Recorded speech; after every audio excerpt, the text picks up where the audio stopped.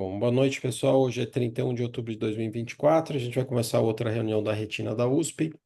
Quem vai começar apresentando o caso clínico é o Tiago da Alcântara, que é R3 da retina. Tiago? Boa noite a todos. Então, nessa reunião aqui do Dia das Bruxas, né, de Halloween, vamos começar com um casinho mais complexo também. Sou residente de terceiro ano. Antes de mais nada, queria agradecer ao professor Sérgio Pimentel, ao Dr. Roger Miranda, Dr. Júlio Melão e ao Dr. Mário também, nosso professor titular. Passando aqui. Nosso caso, então, é de uma mulher de 59 anos que veio com a queixa de leve embaçamento visual há alguns dias. De antecedente pessoal, ela tinha um transtorno bipolar afetivo. Por conta disso, ela teve intoxicação por carbonato de lítio em 2015, de acordo com ela, uma lesão cerebelar. Também, de acordo com ela, de antecedente pessoal oftalmológico, ela apresentou uma oclusão venosa no olho esquerdo, tratada com injeção, que eu não sabia referir qual, em 2020, e uma vasculite no olho esquerdo, com início de 2023, que ela tratou com corticoide. Ao exame, a acuidade visual era boa, de 20/20 ambos os olhos com correção, e J1 para perto. Na biomicroscopia, nada que chamava muita atenção, tinha uma puntata inferior, não tinha reação de câmara, uma pressão intraocular de 12. Aqui, no fundo de olho, então, do olho direito, já vou dar um zoom aqui no polo posterior,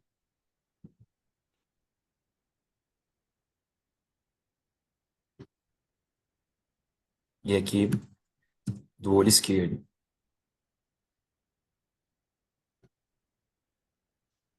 Vem com um zoom aqui.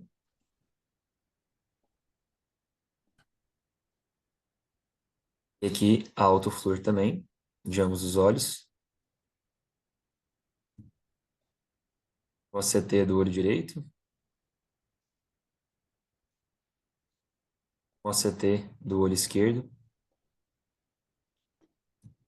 E nesse primeiro momento, então, já parar para a gente abordar algumas hipóteses diagnósticas. Muito bom, Tiago. Então, resumindo, uma paciente feminina, 59 anos, antecedente é ter uma intoxicação por lítio, mas eu acho que não tem correlação com o que ela tem, né? Ela tem essa retinografia por enquanto, Isso. autofluorescência e os OCTs. Então, com isso, a gente quer hipóteses diagnósticas para seguir na avaliação multimodal aqui. Quem pode, quem pode comentar? Cleide, Uhum. Bom, Mauro, ah, André, John. Fala, Cleide, começa. é uma mulher que apresenta uma história de várias obstruções vasculares. Ela tem uma coisa sistêmica também? O que que ela teve em 2020 foi uma oclusão venosa retiniana? Ou, É, ou de membros inferiores? né, hein, Aqui, Tiago? Oclusão de... isso. Aqui em 2020, ela teve um histórico no olho esquerdo de uma Ah, oclusão venosa de acordo com a paciente. Você não tem histórico, não tem registro, e ela tá, fez uma injeção de acordo com ela também. tá. Então ela começou a ter histórias de obstruções vasculares com 57, 56 anos, muito jovem, já teve agora o segundo quadro. Que agora a gente vê. Então, nesse olho, aparentemente tem uma veia temporal inferior ocluída, mas não dá para ter certeza, É pelo uma por essa artéria, eu acho, hein, Cleide? uma artéria. Tá. É, você Parece vê, olha, a quadro veia. arterial. Nos dois olhos parece mais Aham. arterial que venoso mesmo. Então, Mauro, no esquerdo é venoso exclusivamente. É que aqui não dá para ver tão claramente. A gente viu, eu vi na retinografia, ampliei. Então, só para falar para vocês, para não ter dúvida aqui. Quer ver? Tiago, volta no direito. No direito, ela tem uma oclusão arterial, que a gente vê da artéria temporal inferior, né? Tem um vaso fantasma que continua. E aparentemente, essa veia que está ao lado da artéria, ela oclui também um pouquinho mais para frente. Sim. Então, Seria ela tem interessante ter um corte vertical aí do ACT, que deve ter uma atrofia importante inferior, né? tem uma atrofia, tá? É, Então, só para lembrar, no olho direito ela tem uma oclusão arterial de ramo temporal inferior, uma oclusão venosa de um ramo venoso venosa macular. qual? Aham. E esse esquerdo, Mauro, ela tem uma oclusão venosa de ramo venoso temporal superior, sem ter oclusão arterial. Ah. Esse esquerdo não é a oclusão hemi-retiniana superior, não? Não, é Porque temporal pega os superior. dois quadrantes aí, tanto nasal como temporal. Não, mas é que ela ocluiu muito próximo da emergência da veia Bem em no cima do nervo. nervo óptico ali, eu tô vendo ali. É. Uhum. Então não é É, uma hemiretiniana, mas é uma oclusão temporal superior grande, tá? Bem ela extenso, não, bem isquêmico. não Com tem Isso. fatores história. até a hemorragia em HOT Aham, do sim. nasal superior ali. Então, Essa senhora está doente.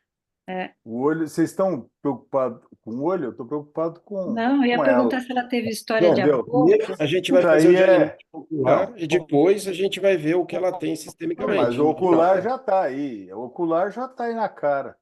Eu Isso. acho que João, o problema dela. você pediria algum exame ocular a mais na avaliação multimodal para ver melhor isso? Não. Tem que pedir Não, uma Essa é a primeira fluoresceinografia. pergunta. a Oi? fluoresceína, se Isso. quiser fazer para completar, pode fazer, mas Eu acho que Mas eu sei, o que uma o que o coisa que John é está enfatizando, com toda a importante. razão, a paciente tem algum quadro sistêmico para explicar com 59 anos uma oclusão tem bilateral. pulso ela? Ela tem pulso? Tem impulso. Tiago, Tiago, ela tem Eu acho que pulso? É isso. Tem. As carótidas estão boas? Não Tão tem essa boa. informação nesse momento. Ah, nesse momento? Não está Uhum. Não, mas as escondendo. carótidas dela estão boas, John. Ela não Estão boas? tem síndrome Tá ocular bom. isquêmica, não tem ateromatose de Ah, carótida, deve. tá? Então, a síndrome fosfolipídica aí não? O Elas que têm. a Eu acho que gente tem. tem essa dúvida. Quer dizer, nessa idade, a gente pode ter tanto quadros oclusivos tromboembólicos como quadros de vasculite. Eu acho que a angiofluorescinografia pode ajudar a começar a tentar diferenciar essas hipóteses. Isso. Fora a angiofluorescinografia, a gente provavelmente acabaria investigando de qualquer jeito as duas hipóteses, mas eu acho que o angioflu pode direcionar um pouco mais.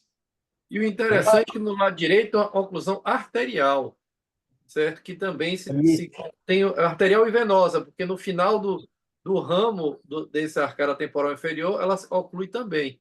Então, tem duas plaquinhas bem branquinha, justa nervo óptico inferior, que parece a Isso. placa de Hollenhost, que faz a oclusão arterial, e depois no ramo inferior, na porção mais temporal, ela oclui também. Ela tem uma oclusão mista nesse quadrante inferior, que chama bastante atenção, porque e do outro lado ela tem uma oclusão venosa exclusivamente. Então ela tem alguma doença vascular, tem que preocupar com vasculite, se ela tem alguma coisa, e que a angiografia é um bom exame para a gente começar. Então, só resumindo o que vocês falaram. Ela não tem dificuldade auditiva, Vitor, tá? Então, ela provavelmente, como o John falou, ela tem algum quadro sistêmico para causar tantas alterações bilaterais e arteriais e venosas, certo? A gente tem que investigar sistemicamente o que ela tem, concordo totalmente. Mas a gente tem que avançar um pouquinho mais nessa avaliação ocular, porque provavelmente essa paciente deve ter sido encaminhada de um outro serviço para a nossa avaliação. Então, a gente vai ver o que ela precisa fazer. Tem que fazer antiangiogênico, tem edema macular, tem uma área de exclusão grande, tem neovascularização aqui no olho esquerdo ou não, certo? A gente precisa determinar isso. E daí, concomitantemente, fazer a avaliação clínica, como o John sugeriu. Tiago, você quer seguir aqui? Vamos lá, professor. Então, aqui, basicamente, da conduta, acharam que tinha um neovaso ali no olho esquerdo, foi indicada, então, a primeira sessão de fotocoagulação no olho esquerdo, solicitado angiofluorescinografia bilateral e encaminhado para uma avaliação com reumatologista. Aqui, a gente tem uma angiogular aqui do olho direito. Ô, Tiago, como não dá para a gente ver muito bem aqui, você quer descrever se tem alguma coisa além dessa oclusão arterial de ramo inferior e oclusão venosa macular? Alguma outra alteração que ela tem aqui? Não, né? Do direito, nada que chama muita atenção. Aqui no esquerdo, a gente consegue ver ali uns exudatos mais periféricos. O que parece seria um neovaso, pela descrição do que foi visto no exame físico externo também. E aquela hemorragia supradiscal ali, próximo da artéria temporal, da arcada temporal superior. Então, não tem Aqui, mais então, nada em periferia, certo? Antes de você mostrar anjo, mais nada do que a gente já tinha mostrado, certo? Não estamos não, escondendo nada aí. Isso. nada. Sem surpresa nesse cara. Aqui, então, a anjo do olho direito. Aqui nos primeiros minutos, aqui no final já Imagem dos minutos finais ali de 12, 15 minutos. Aqui eu dei um zoom na parte final também. O zoom está um pouquinho. Agora melhorou. Agora melhorou. Então, só para a gente discutir aqui, Thiago, antes de você botar o olho esquerdo, para a gente não ter que voltar aqui, Meu, vocês eu concordam? pedi a Olha, a pizza e gente. depois da pizza vai rolar uma pipoca. A pizza e a pipoca tem que desligar o microfone de quem está falando. Aqui a gente vê uma oclusão arterial, a gente não vê o trajeto da artéria, que está logo abaixo do nervo, mas vocês veem isso que está embainhado, que tem vazamento de contraste, é uma veia, tá? Aham. Então, a veia temporal inferior que está ocluída, provavelmente em algum cruzamento AV, algum cruzamento AV que ela tem aqui nesse setor inframacular, tá bom? E tem uma área de exclusão, certo, Tiago? Uma área de exclusão Certo, professor. capilar em volta desse setor, né? Em cima da mácula, a gente vê dois pontinhos de vazamento pequenos, né? E lá na arcada temporal superior, a gente vê uma alteração na veia também, né? Uhum. Mas é na veia dela, certo, Cleide? Então ela tem uma Sim. alteração arterial Mesmo e venosa. mesmo esse aspecto da veia temporal inferior não é só um aspecto de uma veia ocluída, tem uma impregnação importante, né? Sugere uma vasculite venosa, tanto na E temporal o inferior como nervo nesse óptico pontinho dela superior. parece na porção temporal que tem que ele está com a hiperfluorescênciazinha ali, região Isso. temporal do nervo óptico. Ah, uhum. Ou nasal, desculpa, temporal não, nasal, desse disco.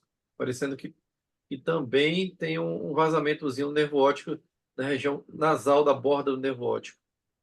Mas isso é aquela onde ela teve aquela alteração arterial que você descreveu, sabe? No polo inferior do nervo, saindo do nervo, aquela alteração arterial da artéria, do ramo arterial que ela tem, certo? E Certo. na borda 360, ela tem uma atrofia aquarioretiniana, então você tem uma impregnação tardia aí de contraste. Mas não é borramento de disco, não, tá? É E um esses pontos venosos superior parecendo uma vasculite bem local. localizado.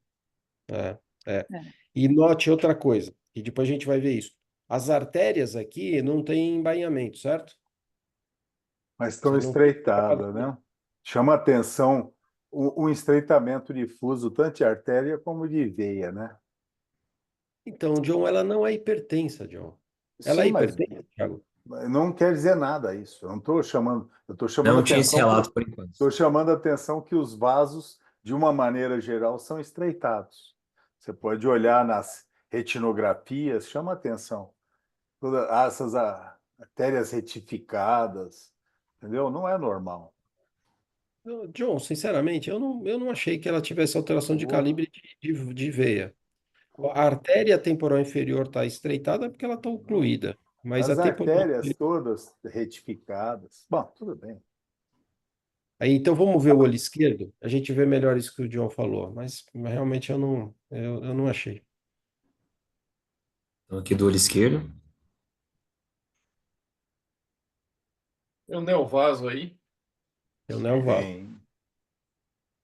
Aqui eu dei um zoom também no aspecto final. E uma área enorme de isquemia Exato. na região superior. Então, Muito isquêmico. essa área de exclusão capilar grande formou bastante VGF e fez neovaso, fez essa neovascularização, certo? Que é o comum entre quando você tem uma oclusão de ramo isquêmica, que é aquela classificação lá antiga de 5 áreas de disco óptico, que você tem mais propensão a ter neovaso retiniano, em arcada, ou em peripapilar, enquanto a oclusão de veia central você tem mais chance de ter neovaso de íris, glaucoma neovascular. Certo. Então, mais alguma coisa para destacar aqui, Thiago, Não, né, professor. desse olho? Não, né? Sem alterações arteriais também, né? Certo? Uhum. Tá. Exato. Porque aqui o Vitor, antecipadamente, a gente está falando de duas síndromes, o IRVAN e o SUSAC, mas que não tem alteração aqui que a gente verifique, viu, Vitor? Nem de SUSAC, que a alteração arterial é só num olho, não tem embainhamento vascular aqui, nas artérias, e tem um envolvimento venoso que a gente não vê no SUSAC. né? E no IRVAN, você pode ter área de exclusão capilar, mas você tem alterações, dilatações vasculares, que a gente não vê aqui também, tá? Então, a princípio, por essa avaliação que a gente tem até agora, não é compatível nem com o IRVAN, nem com o SUSAC. Agora, vamos ver a avaliação clínica dela que o John tinha pedido no começo, certo? Ela Então, tinha algum sintoma? Ela tinha aftas, úlceras orais, não genitais, tinha, não era BC CNPC, também. É, Não, tuberculose, sarcoidiose. não tinha. não, Não. não. Lúpus, alguém já solicitou exame para lúpus? Então, Ela ainda a gente não passou em consulta ainda com o reumatologista. Mas vocês estão fazendo essas hipóteses que a gente está pensando em causas de vasculite sistêmicas causando alteração ocular. Então, BC e lúpus, que foi falado, são duas causas, certo? Mas elas não tinham, a gente vai fazer a avaliação clínica mais para frente, mas ela não tinha um diagnóstico de lúpus pelos exames, nem de BC, tá? Então, Exato. Então, foi realizado ali, conforme feito antes, a primeira sessão de laser no olho esquerdo, sem intercorrências, voltou alguns dias depois, referindo piora de embaçamento visual no olho direito em específico dessa vez. Realmente, com correção, teve uma pequena piora de 20/20 para 20/25 parcial. No fundo de olho, a gente não tem imagem, mas ela mantinha aquele ponto hemorrágico superior à fóvea no olho direito. No esquerdo, tinha as marcas de laser em processo de pigmentação temporal superior. E aqui, no OCT, esses pequenos cistos aqui perifoveais, e aqui o do olho esquerdo. Nesse caso, então, para a gente continuar o que foi feito, foi aventada a hipótese de uma vasculite oclusiva bilateral, foi prescrito um tratamento tópico e sistêmico com corticoide e foi agendada uma nova sessão de laser no olho esquerdo. A paciente voltou depois, ela cancelou a sessão de laser, clássico seu paciente mais tigre, ela cancelou a sessão do laser, ela não buscou o reumatologista para o uso do corticoide por conta própria, por conta de um desconforto que ela relatou, e ela notou piora visual. Voltou então com a acuidade visual de 20/40 parcial no olho direito e de 20/150 parcial no olho esquerdo. No fundo do olho, no fundo de olho do olho direito, a gente viu um espessamento macular e do esquerdo, uma hemorragia vítrea moderada e intensa, contração de um vaso peripapilar e uma mácula de difícil visualização. Aqui, então, o OCT do olho direito.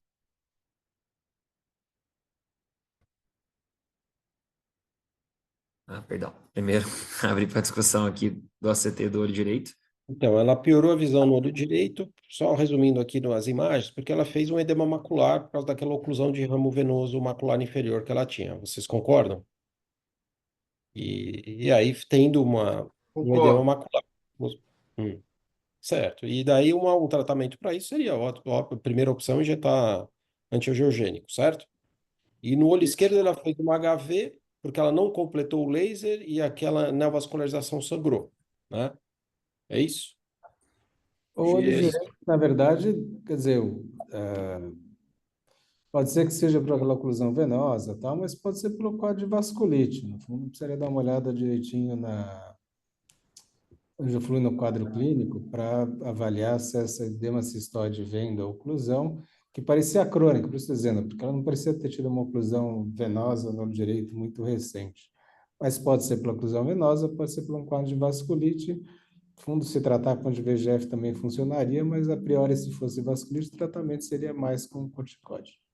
Então, E Mauro, nesse momento ela ainda não procurou o reumatologista também. eu vi as imagens, Mauro, que é difícil de ver aqui. Ela tinha uma oclusão de um ramo venoso aqui inferior, inframacular. Então, o edema dela e o trajeto do edema pelo mapa estava associado à oclusão de ramo que ela tinha, não à vasculite que ela tivesse aqui, tá? Beleza. Eu acho que é difícil de interpretar a imagem aqui, mas é que eu tinha visto a avaliação dela antes, porque eu tive as mesmas dúvidas, Mauro, eu concordo com você, tá? É engraçado a imagem inferior, tal, parece uma fóvea a mais, né? Parece. Nossa, É essa um edema imagem. inferior, né? Mas é um edema inferior, né? E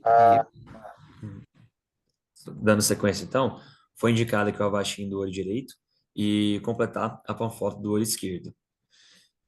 Na sequência, a paciente apresentou uma melhora visual progressiva, chegou para a gente com uma acuidade agora melhor de 20/25, 20/20 parcial. No fundo de olho, a gente mantinha aquele espessamento macular. No olho esquerdo, o HV que estendia ali da papila inferiormente à cavidade vítrea, tinha um neovase na arcada temporal superior, próximo à papila também. No segmento aqui, então, um mês após o Avastin do olho direito, a gente viu ali uma melhora do edema. E aqui o esquerdo também, mantido ainda com aqueles resquícios ali de hemorragia vítrea, poupando ali a região macular. Também foi feito aqui um ultrassom do olho esquerdo, que a gente vê essa adesão peripapilar também. Dando sequência, a paciente realizou então a angioflúria externa, que a gente não conseguiu as imagens, mas eu consegui o laudo. Aqui do laudo, então, uma ênfase que a gente consegue colocar, que apresentava então uma hiperfluorescência precoce, com posterior vazamento compatível com neovascularização remanescente, peripapilar superior e inferior nesse olho esquerdo. No olho esquerdo, colocaram também uma hiperfluorescência com extravasamento e impregnação em ramos arteriais temporal superior do olho esquerdo, temporal e superior. Também tinha as lesões arredondadas, que compatíveis ali com a panfoto que foi realizada. Então, foi completada a panfoto, então, um mês depois, ela vinha com alguns retornos com a gente, com a boa acuidade visual, mas se retornou depois com a piora da acuidade visual do olho esquerdo. Ela conseguiu passar no reumatologista, não tinham feito nenhum diagnóstico sistêmico por enquanto, mas ela vinha em uso de azatioprina.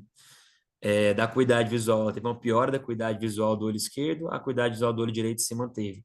Do olho esquerdo também, a gente viu uma reação de câmara anterior ali de 3 cruzes, mas que deixava a dúvida se era realmente uma reação de câmara anterior ou se eram células fantasma. No fundo de olho, então, do olho direito não tinha nenhuma novidade, mas do esquerdo apresentava agora um HV denso. Demos sequência, então, com ultrassom.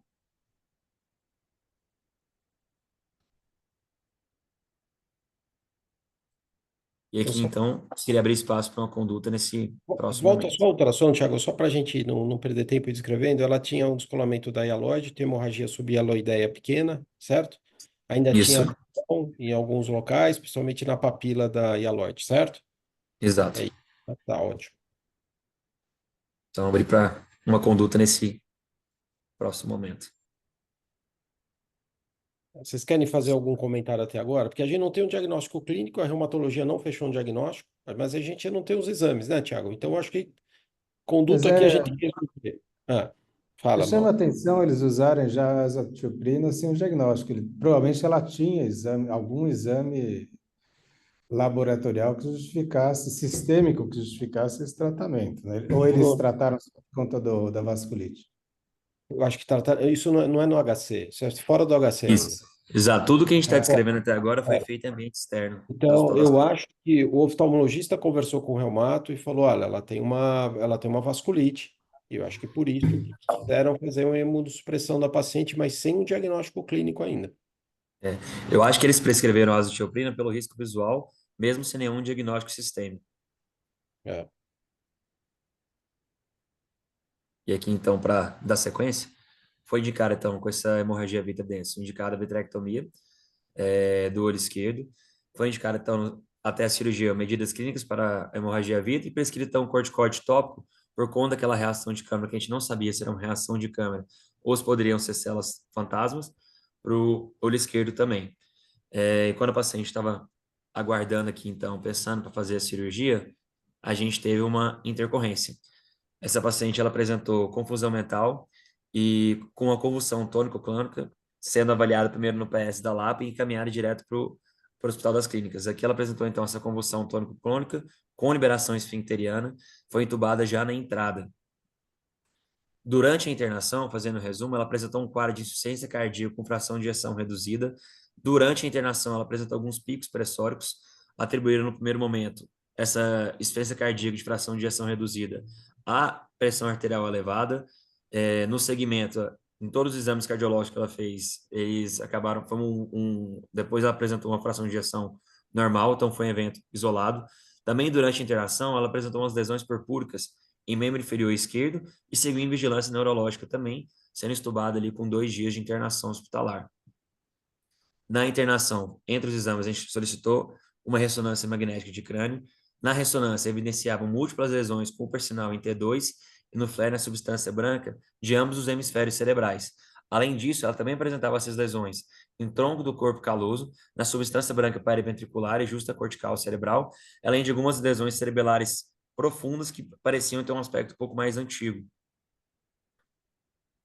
Dos exames, então, fazendo o resumo, da biópsia de pele daquelas lesões purpúricas em membro inferior esquerdo, foi evidenciado o diagnóstico de vasculopatia oclusiva, foram solicitados vários autoanticorpos para ela, a grande maioria veio negativo, destacando aqui o ANCA negativo, anti-RNP negativo, fator reumatoide.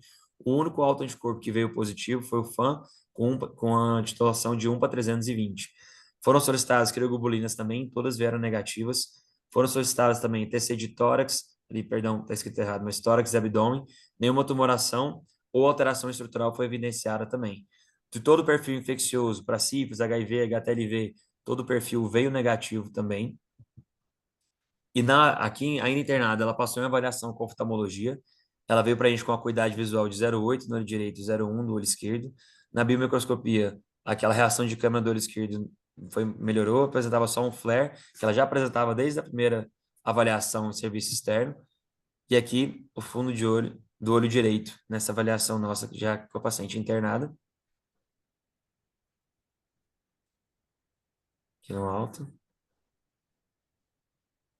E aqui do olho esquerdo, ainda ali com aquela hemorragia em reabsorção.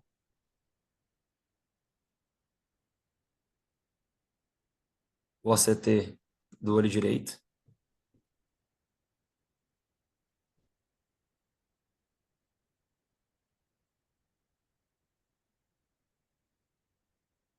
Mas a gente coloca o vídeo, fica um pouco borrado.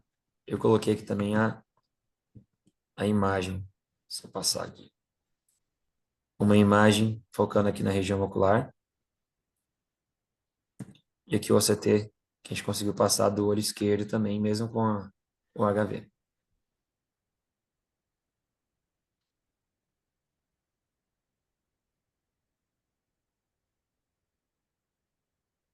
Então, aqui um resumo, queria abrir mais uma vez hipóteses diagnósticas. Uma paciente, então, de 59 anos, que apresentava essa oclusão retiniana bilateral, uma isquemia periférica, tinha neovascularização do olho esquerdo e apresentou também na internação uma encefalopatia e um quadro de vasculite cutânea.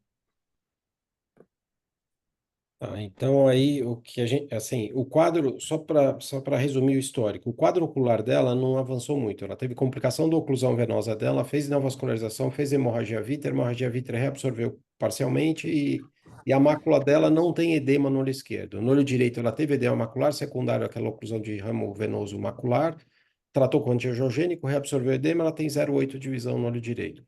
E no OCT a gente vê as sequelas de perda de retina interna, de isquemia de retina interna, consequência das oclusões venosas que ela teve. Só que durante a evolução ela apresentou uma encefalopatia, e a gente vê na ressonância que ela tem alterações difusas, né? E além disso ela tem essa vasculite cutânea. Então a gente quer um diagnóstico para fazer, para fechar esse quadro todo. Eu queria que vocês fizessem as hipóteses diagnósticas, o John falou do quadro sistêmico, e ela tem mesmo. O que ela pode ter sistemicamente para causar tudo isso? Dos critérios para lupus, essa paciente chega a preencher os critérios para fechar lupus? Não, Então, professor, a equipe da Reumato excluiu. Porque seria uma hipótese, né, André? Mas ela tem essas alterações encefálicas que são, eu acho que são pouco comuns no lúpus, né? Poderia ser o lúpus cutâneo com as alterações que ela tem de pele, mas não é compatível com o restante das alterações que ela tem.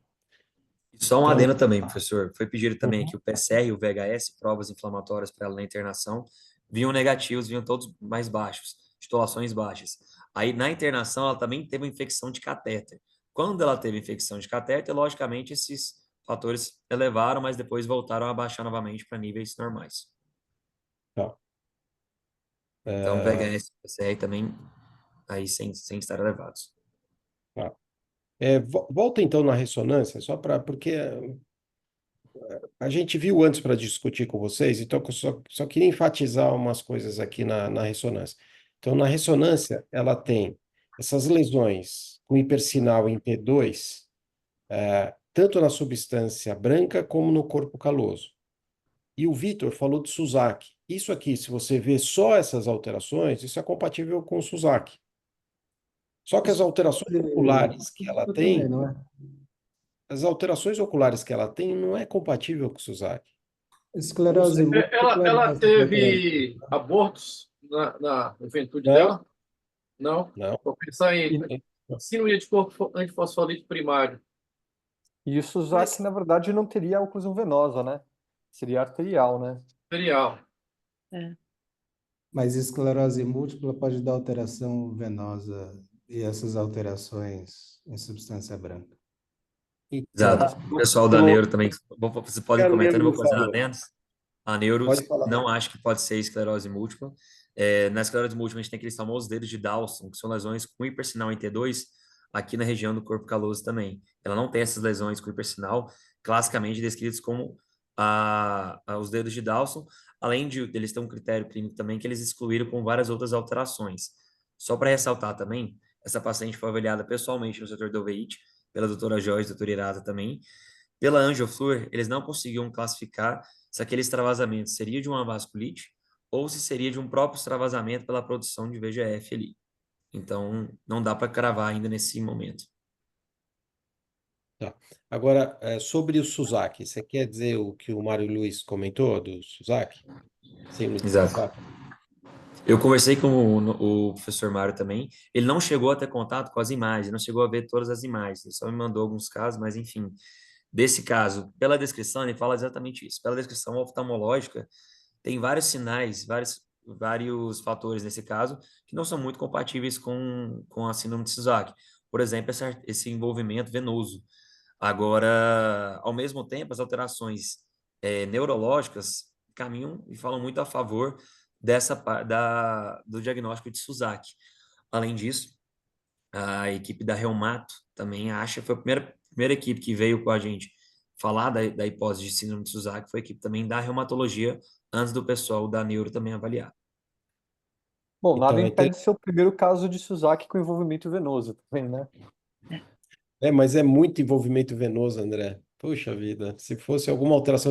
E os outros envolvimentos arteriais, André, que são bilaterais e tem vários sinais clínicos, ela não tem.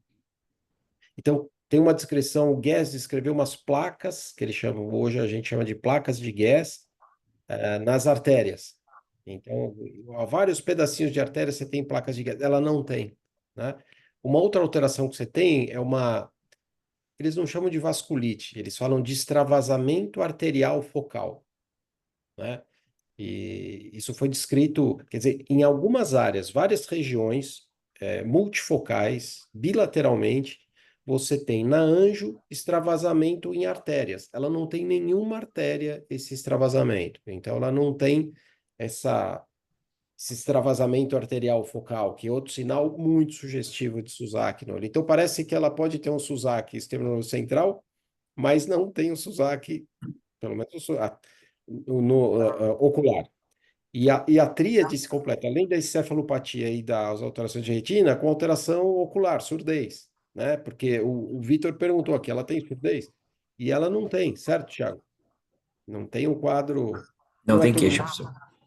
professor. Agora, ela Então, tem provas de fase ativa elevada, VHS, ela não, tem não tem, o Thiago inflamação falou, ativa sistêmica? não, Não. não. Elas só vieram a ser levadas durante a internação por conta de uma infecção de catéter que ela teve e, lógico, que acabaria levando. Mas no primeiro momento e até no final da internação, né, essas provas não vieram aumentadas. Então, o pessoal da Reumato também excluiu essa possibilidade. E assim, durante a internação, ela teve pico de pressão. Então, a gente não sabe também se essa paciente já não era hipertensa há um bom tempo, já não vinha sem tratamento específico também. Mais um detalhe que o E professor ela John, se não me engano, tinha comentado. teve umas coisas estranhas. Ela teve uma púrpura, ela teve necrose de derme, que foi até biopsiado, né? Então, ela tem um quadro oclusivo muito extenso e, aparentemente, se não é vasculite, é puramente obstrutivo. Então, a gente tem que pensar numa coisa ou de hiperviscosidade, bom, claro que vocês Viscosidade fizeram. ela não Não tem, tem. não. Não, está E evidente também que foi não. solicitado isso, professora. Outra coisa também, acho que Não, trombofilia imagina. entraria nesse caso, mas todas as provas de fator S, todas aquelas provas também Sim, tem vieram normais. de falciforme, tudo normal, né? Exato, tudo Mas é normal. muito esquisito que se ela não tem uma vasculite, ela tem uma vasculopatia obstrutiva sem sinal inflamatório, é mais complicado ainda, porque ela está fazendo eventos embólicos, né? De que origem que seria? Difícil. Então, a gente trouxe esse caso justamente para discutir isso, porque todos os casos que a gente traz aqui, a gente traz e faz questão de fechar o diagnóstico para mostrar para vocês. Esse não tem diagnóstico fechado. Hum. Não tem diagnóstico. E para mostrar para vocês como é difícil casos de vasculite atípicos como esse, chamaria de vasculite ou de oclusões vasculares, ah, é a dificuldade que você tem de fazer o diagnóstico, né? Então, uma das pessoas que pela primeira vez usou o termo SUSAC, né? Foi o Mário Luiz Monteiro, ele descreveu a síndrome no início. A síndrome não tem o nome dele por um acaso, mas era para ter um nome dele. Ele, como fellow nos Estados Unidos, ele viu os pacientes com SUSAC, mas depois juntaram esses pacientes, ele conta a história. A gente queria até que ele viesse aqui para contar a história. E ele viu a avaliação e do que ele viu, ele falou, olha, isso aqui não bate com o SUSAC, que seria o primeiro diagnóstico pelas alterações de cefalopatia que ela teve. Até pela entrada no pronto-socorro com convulsão, é compatível, mas a alteração ocular não, e falta surdez também. Até a Então a gente história prévia dela, né? Ela usava lítio por um distúrbio bipolar, Transtorno eventualmente afetivo bipolar. poderia Vou não falar ser, isso poderia ser um distúrbio de comportamento aí do SUSAC, mas e tem que é compatível com o SUSAC, mas se ela chegou a ter essas alterações, talvez ela tenha um quadro de SUSAC é, que a gente tem um outro nome para ele, né? Então, o SUSAC externo central e tem uma outra alteração ocular. Então, talvez não tenha descrito essa síndrome ainda. sim. Ou ela tem um Então, outro diagnóstico que a neurologia não conseguiu fazer, a reumato não conseguiu fazer, a neuroftalmo não conseguiu fazer, a uveíte também não, e a gente da retina também não. Então, para encerrar, a gente vai fazer mais exames e continuar vendo a evolução dessa paciente para chegar a um diagnóstico. O tratamento ocular foi feito para preservar a visão, antiangiogênico no olho direito, a gente vai monitorar o edema macular, fez a panfoto no esquerdo para evitar que ela tenha outra hemorragia vítrica e precise de uma vitrectomia, ela não tem edema macular no olho esquerdo, e a gente traz mais para frente quando a gente fechar um diagnóstico. O que o Thiago vai fazer agora é mostrar para vocês quais as manifestações da síndrome de Suzuki, sistêmicas e oculares, porque é uma síndrome rara, e o diagnóstico diferencial das vasculites, como a gente deve fazer, né? Que eu pedi para o Thiago apresentar também, certo? Se vocês tiverem alguma outra consideração para fazer, vocês todos, Mauro, André, Jorge, Cleide, John, pode comentar à vontade aí, tá? A Roberta falou de Wegener, não, ela tem ANCA ANCA negativo, negativo. tá? Então ela não tem Wegener. E depois que ela foi imunossuprimida, que ela está com a droga aí, ela não teve mais nenhum episódio? Não, professor. Aham, tá. Então, algum componente, Ela só teve o sangramento do olho esquerdo, né? E da própria oclusão venosa que ela já tinha Ah, tido. é. Não, mas aí não necessariamente é uma recidiva, não é? É só uma complicação da oclusão venosa. Exato. Uhum. Mas então, é isso, gente. É é um um caso que ele caso. está em segmento ainda com a neurologia, com a dermatologia, com a reumato e com o pessoal do otorrino que ainda não realizou ali a audiometria. Da parte de reumato, a principal hipótese para eles é síndrome de Suzuki, mas eles não são tão atentos à questão oftalmológica, né? Então, pelo pessoal da reumato, pelo pessoal da neuro, a primeira hipótese nesse momento seria a síndrome de Suzuki. Por tudo que a gente falou, como esse caso ainda está em andamento e como eu falei, é Halloween, então tinha que ser um caso mais complicado. A gente, então, aqui, por mostrar que esse caso tem uma dificuldade, até pelos diagnósticos diferenciais, o professor Sérgio me enviou esse artigo, que é de uma oftalmologista, que foi até publicado numa revista de clínica médica, mostrando aqui um update das vasculites retinianas. Etiologia, manifestações e causas. São algumas causas, basicamente, tem várias doenças sistêmicas, então, a gente vai seguir investigando, que podem levar a esse quadro de uma vasculite, por exemplo, com várias apresentações. Então, desde sarcoidose, desde ele até doença da arranhadura do gato, Takayasu, várias outras doenças que podem levar a esse acometimento. Aqui, então, tem uma tabela de diagnóstico diferencial das vasculites, que a gente segue ali dividindo pela largura do vaso. Então, se é uma vasculite de grande, de médio ou de pequenos vasos. E qual a relação de qual doença a gente vai seguir de acordo com o comprometimento retiniano. Então, por exemplo, um de grandes vasos, a gente pensaria em arterite, células gigantes ou de Takayasu. também ali de médios, a gente tem de médio calibre a PAN, a poliarterite nodosa ou Kawasaki, que o pessoal da Reumato também vem excluindo pelos exames laboratoriais. Nesse caso, aparentemente, eles colocam como uma lesão de pequenos vasos, mas lesões de pequenos vasos geralmente cursam com o ANCA positivo. Então, a gente pensaria ali, como foi comentado, em Wegener ou de Church-Strauss, ou de uma polingite microscópica também, que ainda a gente está em segmento. Falando um pouco, então, da síndrome de Suzaki, ela foi descrita em 1979 pelo J.O. Suzaki, uma doença rara que acomete principalmente mulheres jovens de meia idade e foi descrita, então, como uma microangiopatia imunomediada. Classicamente, ela é descrita como uma tríade de encefalopatia, perda auditiva e oclusão, então, vascular retiniana, que a gente vai detalhar um pouco mais aqui na frente. Um pouco de etiologia e patogênese. Como toda doença rara, a patogênese não é tão bem descrita pela pequena quantidade de casos que a gente tem, mas é uma endoteliopatia autoimune que apresenta curso ali com microinfartos nas arteriolas pré-capilares, de massa encefálica, retina e da cloaca dos canais semicirculares. Basicamente, em alguns casos recentes, a gente tem visto também microinfartos na pele e nos músculos. E pela biópsia desses músculos, a gente conseguiu levar a principal hipótese da patogênese, que era uma atuação dos anticorpos anticélulas endoteliais, que acabam atacando ali os pequenos vasos e gerando esses casos de oclusão. Da epidemiologia é predominantemente então de mulheres, com pico ali de 16 a 40 anos, mas alguns extremos já descritos na literatura. Dos 304 casos descritos na literatura, a gente tem ali desde uma criança de 7 anos até 72 anos. O predomínio é de uma raça branca de origem europeia ou da América do Norte. O diagnóstico, então, começa pela clínica. De todos os casos descritos, a principal manifestação começa geralmente com o sistema nervoso central. Das manifestações do sistema nervoso central, geralmente começa desde ali antes, com um comprometimento de personalidade, ou às vezes algum comprometimento também de bipolaridade que a paciente pode apresentar, depressão, até manifestações clínicas mesmo, como principal, cerca de 90% apresentam migrânia, então uma cefaleia pode vir ou não acompanhada com comprometimentos visuais, pode apresentar diplopia, vertigem, náusea. Das alterações visuais, o principal é o borramento visual, reduções de campo visual e sensação de embaçamento. Da manifestação auditiva, o mais comum, então, é a surdez, podendo evoluir desde uma hipoacusia até a surdez. Vale ressaltar que a tríade completa só é vista em 13% dos casos. Então, o mais comum é a gente ver pelo menos um ou dois dessas manifestações juntas.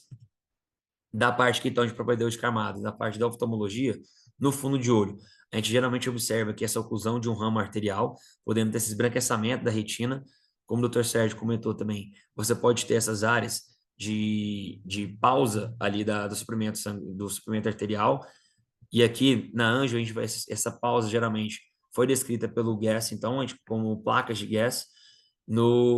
Também a gente pode ver aqui um extravasamento e uma coloração e impregnação da fluoresceína na parede do vaso da artéria, que eles descrevem também nessa síndrome.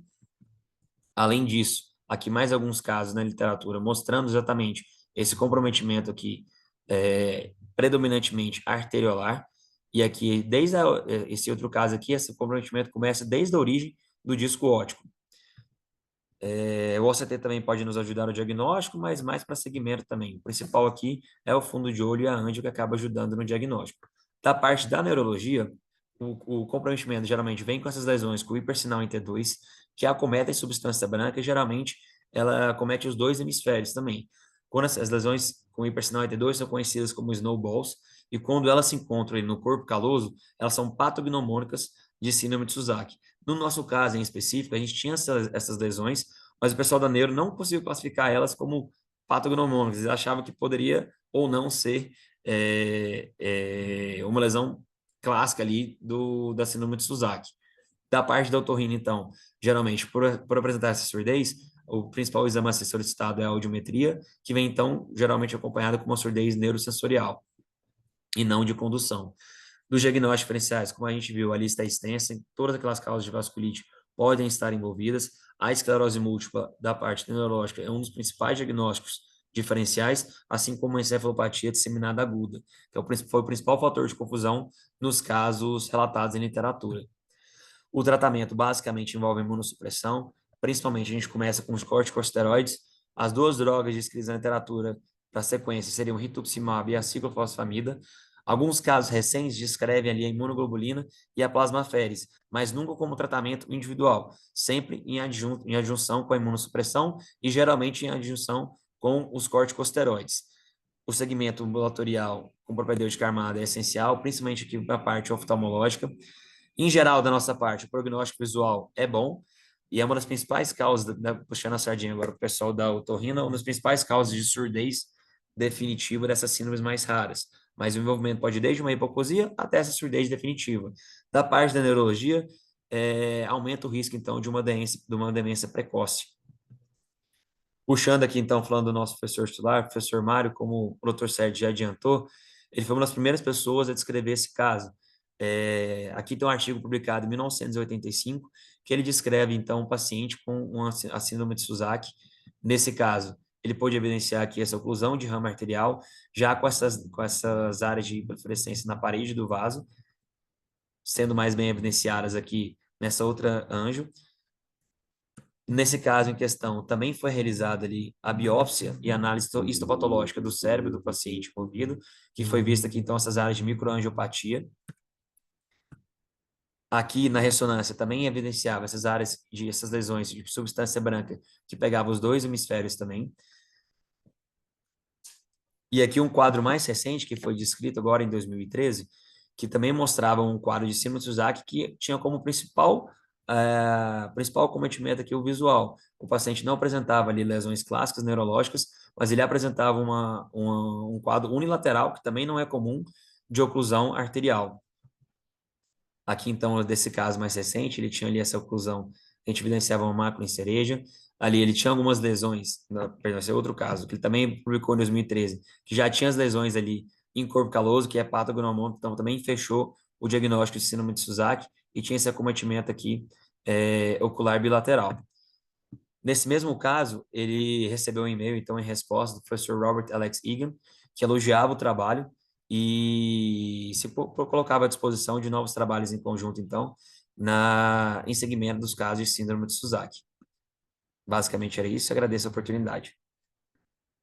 Tchau, Thiago, parabéns e obrigado também. E quem que seguiu o caso antes de a gente ver foi o Roger, né? Roger e o Júlio também, quando o paciente foi internado, acompanhou bem o caso, professor. Roger Miranda e o E o Júlio. Júlio R2, o Roger é da casa aqui também. Agradecer o Roger Miranda por ter cedido toda essa avaliação antes de o paciente chegar aqui, tá? Por isso que a gente conseguiu apresentar. O diagnóstico é difícil, é desafiador mesmo. Roger, obrigado por você ter ajudado a gente aqui. E a gente continua seguindo esse paciente para fechar um diagnóstico, que deve ser um diagnóstico um pouco comum, né? Eu acho difícil ele encaixar como Suzaki, mas eventualmente a gente ainda pode fazer esse diagnóstico, mas a gente quis mostrar aqui para mostrar a dificuldade que é no paciente com risco de perda de visão e a gente fechou o diagnóstico clínico, mas pelo menos o tratamento ocular a gente fez.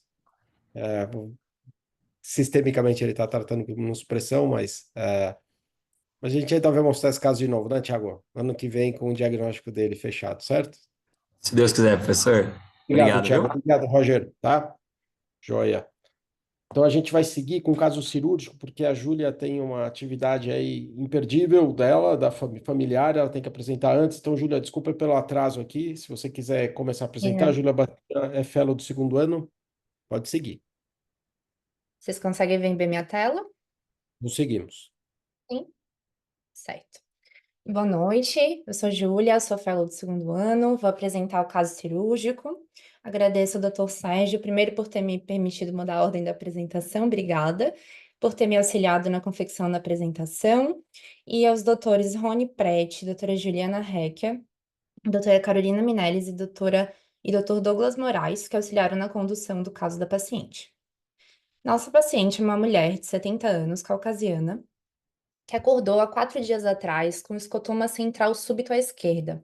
Ela tinha de antecedentes pessoais realizado uma FACO com implante de LIO há 5 anos bilateral, sem intercorrências, Ela era epiléptica, em uso de Depaquene, com epilepsia com bom controle, era hipertensa, e ao exame oftalmológico, a acuidade visual corrigida dela era de 20/20 em olho direito e conta-dedos a 2 metros à esquerda, pressão intraocular normal, e a biomicroscopia também, nada que chamava atenção. Aqui na fundoscopia, nós conseguimos ver à esquerda essa hemorragia subretiniana extensa na mácula, com acometimento também foveal, como a gente consegue ver aqui nessa imagem em maior aumento. O OCT confirma que realmente a localização desse conteúdo de sangue era subretiniana, que é algo, né, definidor de conduta nesse caso. Então, eu vou parar agora para abrir a opinião dos professores, frente a uma paciente assim, como que vocês conduziriam esse caso? Perfeito. Então, perguntando para a Cleide, antes da avaliação cirúrgica, Cleide, qual que é o principal diagnóstico aqui? Paciente com 70 anos, com essa hemorragia macular, ah, um dos principais. Então, bom, ela teve uma hemorragia ou por uma DMRI, o principal tipo de degeneração macular que sangra assim é o pólipo, ou Pólipo. então ela teve um macroaneurisma. O Perfeito. macroaneurisma daria para a gente localizar, aparentemente eu não estou vendo aí, mas então, Mas é que você não viu a imagem aumentada, mas tem, tá? Então, acho que é isso que eu tinha comentado com a Júlia, né? Os principais diagnósticos, ou a polipoidal que sangrou, como a Cleide disse, ou, né? Ou o macroaneurisma, mas a Júlia já veio mostrando para mim, ela já mostrou o macroaneurisma. Cleide, você vai ver mais para frente, tá? mas o Então, macroaneurisma ainda tem algumas características da hemorragia que ela pega vários planos, né? Na DMRI, geralmente a gente tem subretiniano e sub-EPR. E no macroaneurisma, às vezes tem nas duas e ainda tem intrarretiniano, porque a sim, causa está intrarretiniana. exatamente. Se fizer Exatamente, que não vários é o cortes, único. vai encontrar em todos os planos. Tá. Então, é isso mesmo. Mas aqui ele sangrou subretiniano, viu, Cleide? Não sangrou Não tinha intrarretiniano, nada nem além disso. sublimitante, nem vítreo, que às vezes você tem macroaneurisma com esses sangramentos, né? Então, aí eu queria perguntar, Mauro, John, André, Jorge, com hemorragia submacular, numa paciente com 70 anos, qual que é a conduta causada por um macroaneurisma arterial? Qual que seria a conduta aqui para vocês tentariam mobilizar esse sangue? Porque esse sangue é tóxico, né? O que vocês fariam? Jorge, quer começar?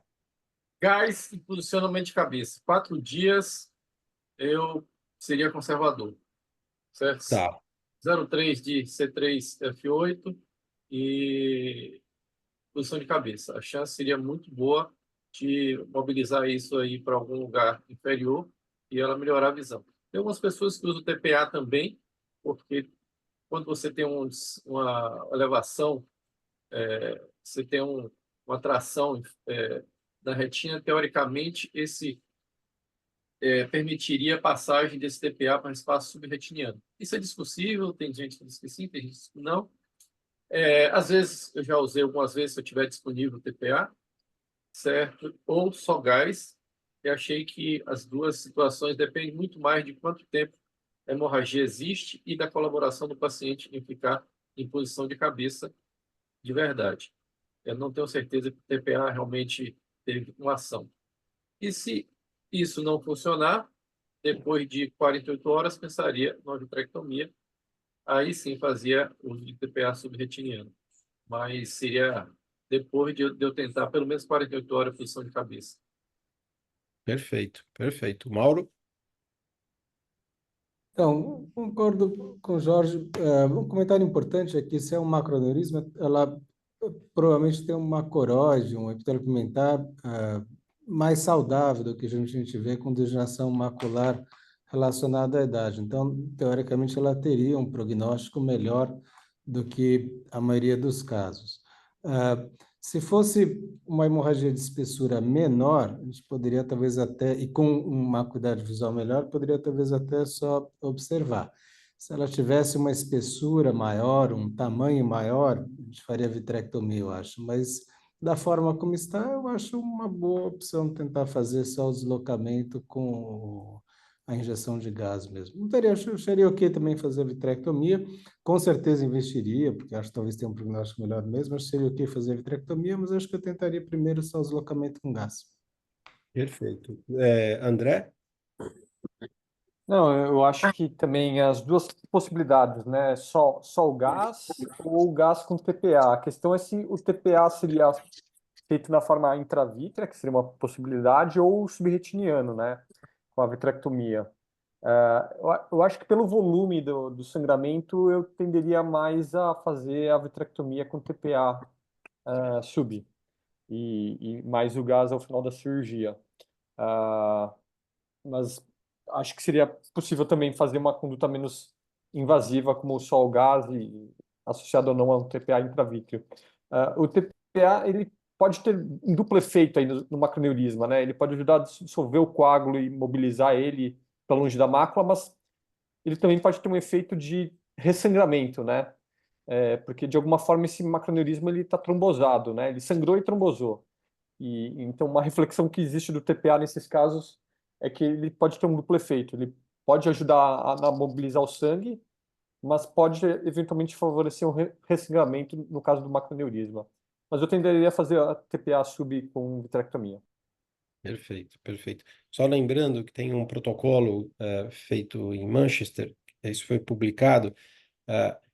A conduta inicial, em todos os casos com hemorragia subretiniana, foi fazer primeiro TPA intravítreo para DMRI, né? E gás. Nos casos em que você não tiver resposta, como o Jorge falou, 2 dias depois você fazia, 2, 3 dias depois você fazia a vitrectomia. E daí injetava TPA subretiniano. O problema de fazer TPA nesses casos é como o André enfatizou, que o que está fechando o macroaneurisma é um trombo. Então, se você injeta o TPA, teoricamente você pode ter dissolução desse trombo que está fechando o macroaneurisma e ter um ressangramento, um sangramento maior, né? Então, aqui eu acho que talvez a melhor conduta, eu concordo com vocês, foi unânime, a primeira conduta é fazer gás sem TPA, por ser um macroaneurisma, tentar deslocar, apesar de ter 4 dias. 4 dias, em geral, você tem um coágulo e tem pouca mobilização. Mas eu acho que a tentativa, talvez, com menos efeitos colaterais. Júlia, você quer mostrar o que foi feito? Sim. Então, nossa opção inicial também foi fazer o descolamento pneumático da hemorragia utilizando gás C3F8. Como o TPA ele tem uma validade pequena, a gente geralmente não consegue mantê-lo em estoque no hospital. Então, à medida que vão chegando os casos, a gente precisa encomendar a cada paciente, e isso faz com que a gente não tenha, nesse primeiro momento, o TPA à disposição. Então, aqui poderia sim ser uma possibilidade de fazer a injeção intravítrea do TPA nesse primeiro momento, mas como nós também não tínhamos ele à disposição, nós iniciamos apenas com descolamento pneumático. E como vocês podem ver, essa primeira imagem é a retinografia antes da pneumática, e aqui com 48 horas após, a paciente teve uma bolha de bom volume, ela aderiu bem ao descolamento, à posição de cabeça, e ela teve um deslocamento bem satisfatório da hemorragia. A gente tem aqui uma angiofluorescenografia que foi feita nessa ocasião, que mostra esse ponto hiperfluorescente bem aqui na região do feixe papilomacular, que parece ser a fonte de sangramento. E aqui, nesses cortes de OCT, a gente consegue visualizar nesse corte o local do macroaneurisma. E embora a maior parte do sangue tenha realmente saído da fóvea, uma parte dele ainda persistiu, como é possível visualizar nessa imagem. Então, como a nossa paciente era bem ansiosa, ela tinha bastante receio de ficar com alguma sequela visual, a gente rediscutiu o caso. Então, eu vou parar mais uma vez aqui para ouvir a opinião de vocês, se vocês continuariam observando um pouco mais, ou se vocês optariam por uma intervenção na linha, talvez, da vitrectomia. O que vocês fariam agora?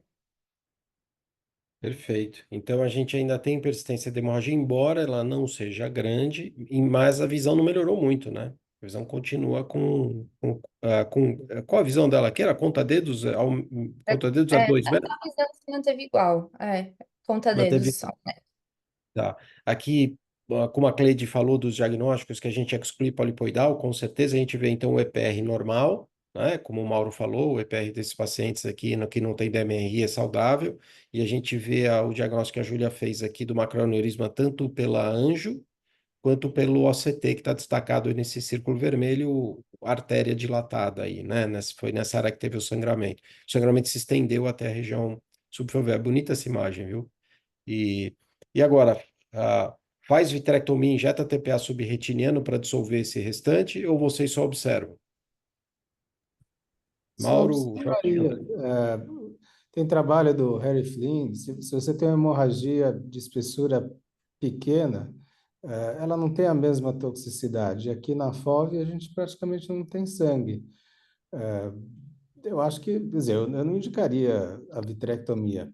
Claro que, se quiser ser muito, sei lá, primoroso, talvez fique ali um certo escotoma ali no feixe, mas eu não acho que justifique fazer uma vitrectomia por conta disso. Acho que a visão deve melhorar, tem um pouco de hemorragia, uma hemorragia rasa, assim, no subfoveal, eu só observaria.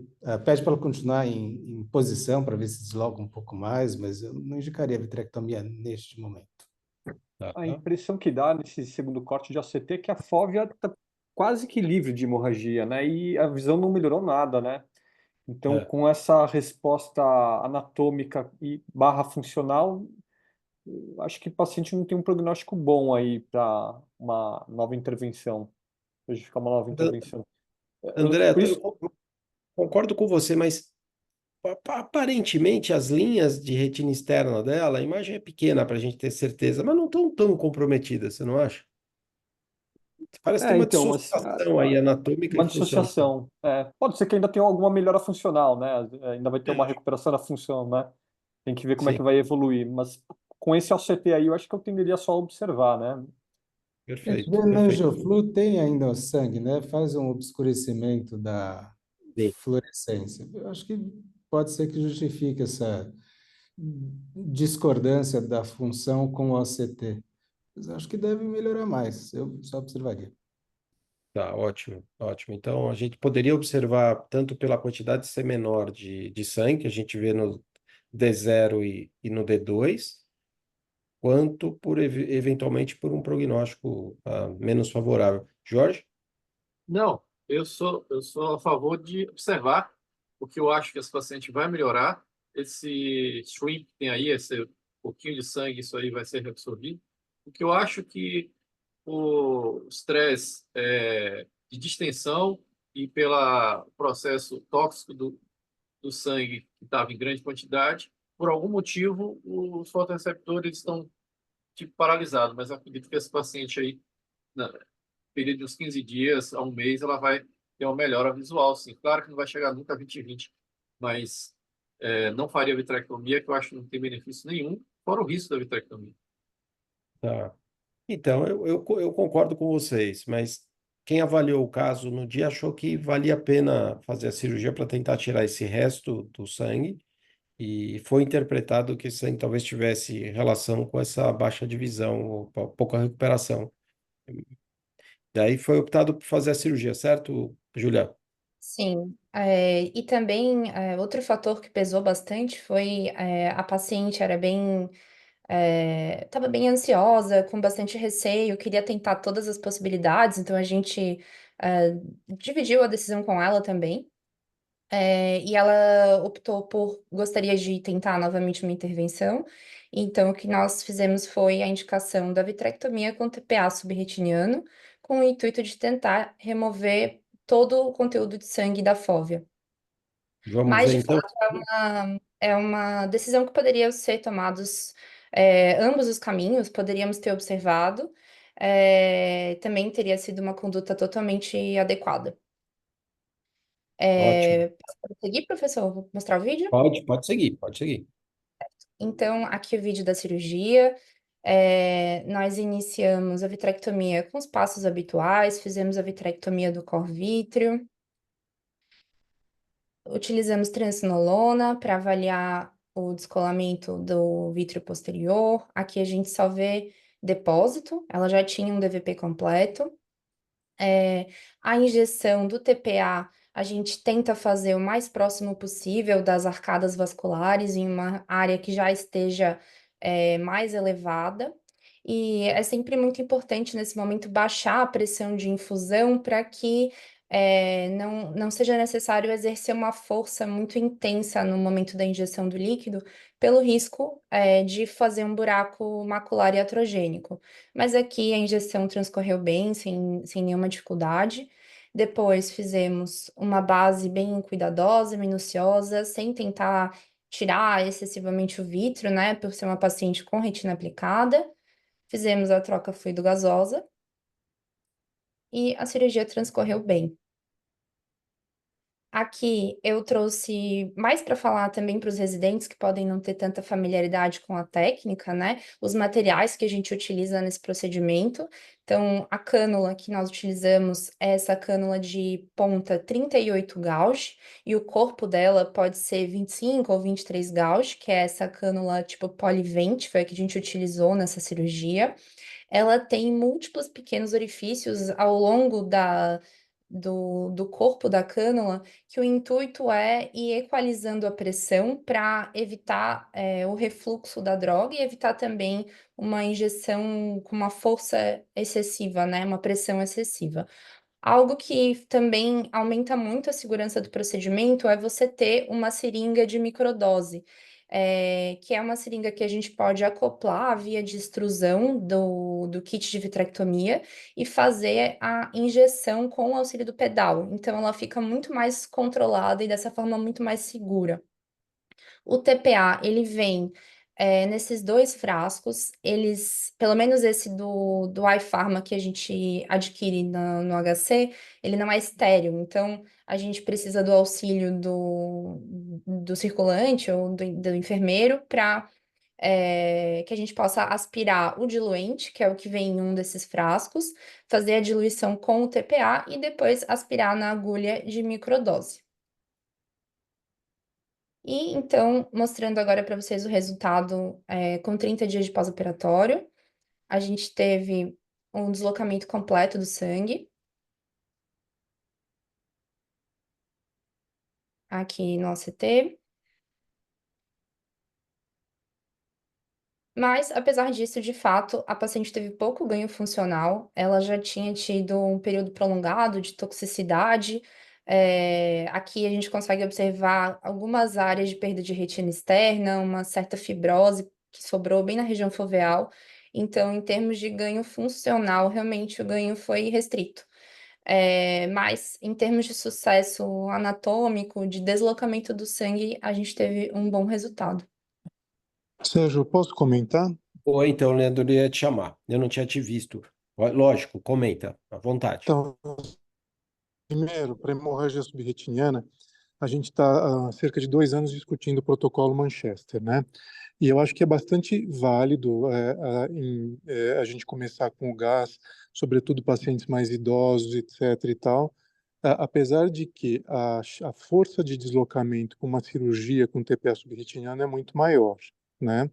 Então, eu confesso que para casos onde a hemorragia é extensa, como nesse caso era, a minha primeira alternativa, muitas vezes eu proponho a vitrectomia. Mas nesse caso, surpreendentemente bem, o deslocamento foi surpreendentemente bom com a injeção do gás.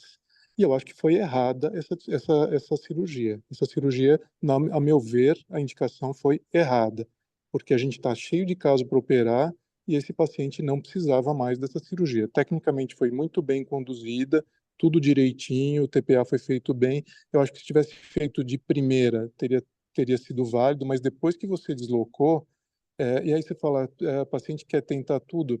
Se você fala para o paciente, ó, já deslocou o sangue, é assim que vai ficar, a gente não teria que propor essa cirurgia para esse caso, para essa paciente, né? Mesmo porque o TPA é subsidiado pelo J-Brito, tudo, a gente faz de tudo para ter essa via alternativa para ser feito para esse tipo de pacientes, mas nesse caso eu acho que eu estava até querendo ver evolução e às vezes a gente se queima com a evolução, né? mas eu não acho que tenha tido indicação correta. Eu acho que teria que ter sido rediscutido, falou, ó, já foi mobilizado e pronto, tá? Então essa é a minha opinião, mas em termos de técnica cirúrgica foi tudo perfeito, parabéns para a Júlia. Ótimo. Viu, Leandro? Só para livrar da Júlia, a Júlia só operou porque teve indicação de um assistente da retina, tá? Não, eu Então, sei, mas a eu não minha fiz opinião é que a indicação não. é que não tinha, Então, tá? nossa opinião, eu também observaria, o André também, o Jorge também, você também, mas o assistente do dia indicou a cirurgia, ele tem os motivos dele e a Júlia entrou para fazer a cirurgia. Então, Perfeito, perfeito. já Não, estava nada contra seguindo ela. ordens, né, Júlia? Exato. Só uma Mas, observação. oi, André. Desculpa. Não, esse é um caso. Agora a gente tem alguns centros cirúrgicos que têm OCT intraoperatório, e esse é um caso que é válido você ter o OCT intraoperatório para você ver a questão da infusão do TPA subretiniano, enfim, né? Aqui fugindo um Sim, pouco do foco da indicação, né? Mas de um recurso cirúrgico intraoperatório pode ser útil nesse caso. perfeito. Outra coisa que eu queria comentar, eu achei até bastante pertinente o comentário do André e do seu, Sérgio, de que os macroaneurismos possam sangrar com o TPA, né? Eu já fiz alguns casos de hemorragia subretiniana por macroaneurisma e eu nunca observei sangramento.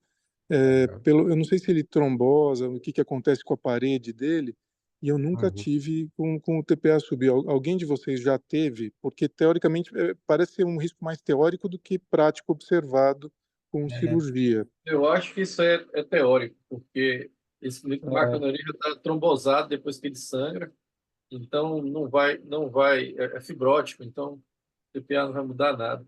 Eu só chamaria mas, atenção à dose do TPA subretiniano, que você não deve exceder 50 microgramas, porque você vai ter lesão da tegmental e fotoreceptor grave.